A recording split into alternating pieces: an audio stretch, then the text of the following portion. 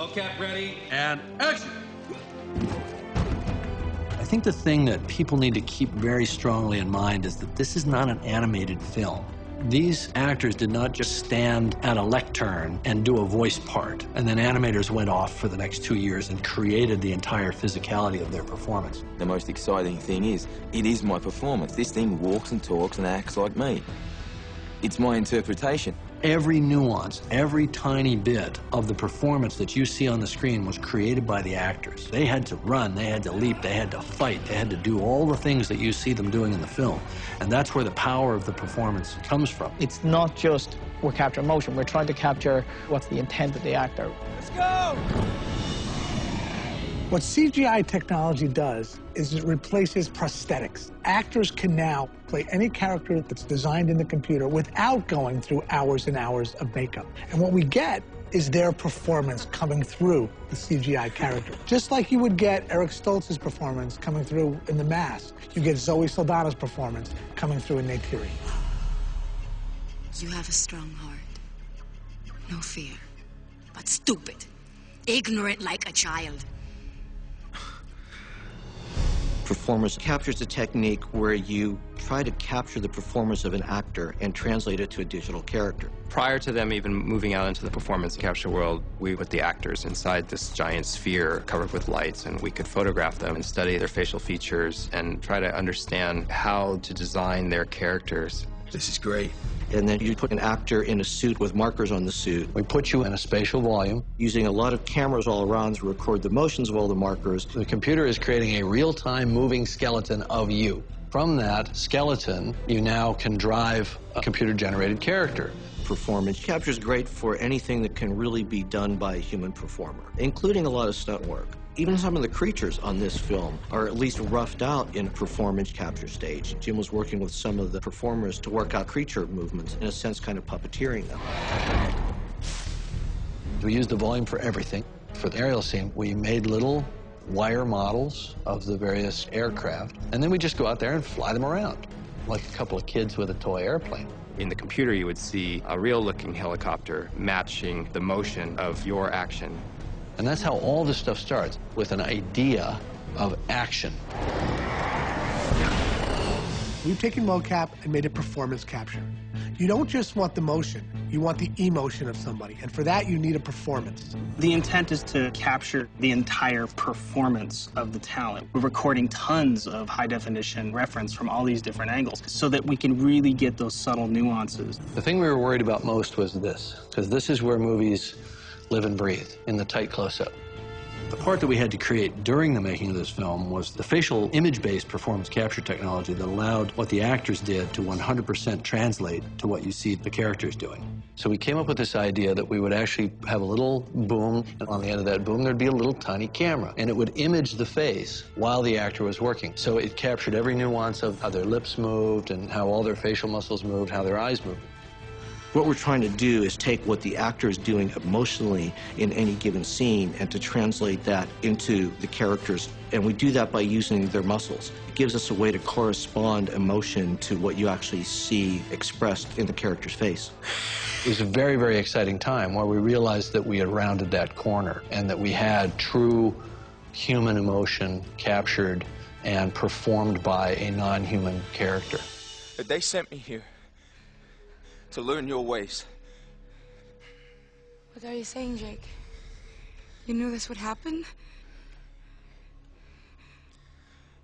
Yes. I think a lot of actors think of performance capture as something off-putting or something that will limit their art. But Zoe and Sam Worthington and the others, including Sigourney, found it as very freeing, very liberating. They embraced it. They had an awful lot of fun with it. Zoe, as Neytiri, captured every aspect of that character that I wanted. Her beauty, her lithe grace, her incredible strength, her emotional clarity. And you see all that. I trusted you! Trust me now, please. Oh, God! God, so you not be your happy! You will never be one of the people! I tried to stop you. Terry, please, please. Good.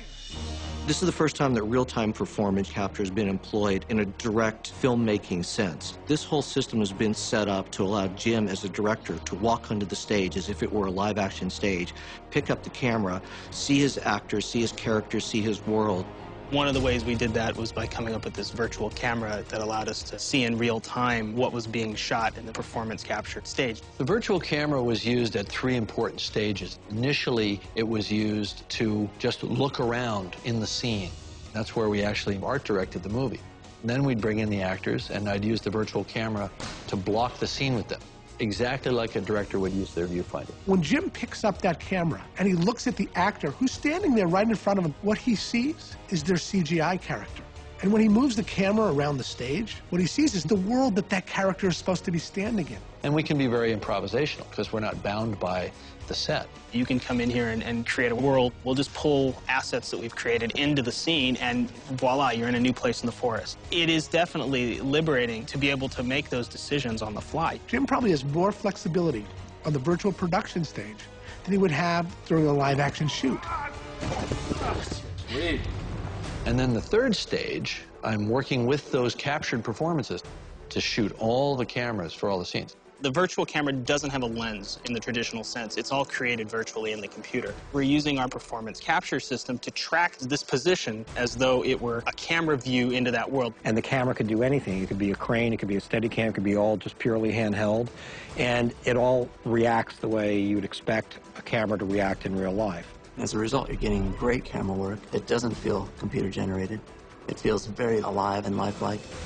It's basically as close to live action as one could get in a CG-invented world. You're watching yourself and the motion capture illusion that they created in a computer at the same time. Wow.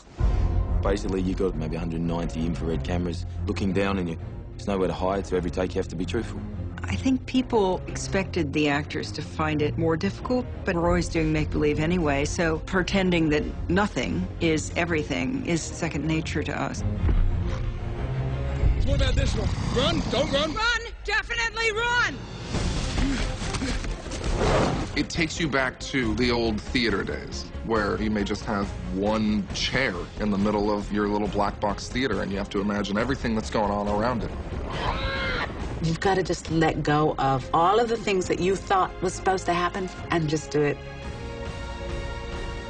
Let your imagination run. You get so deep into this world that you start hearing, seeing, feeling Pandora.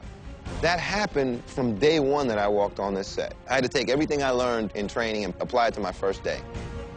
It helps you detach from the fact that you're shooting a movie. You're able to really dig into your character.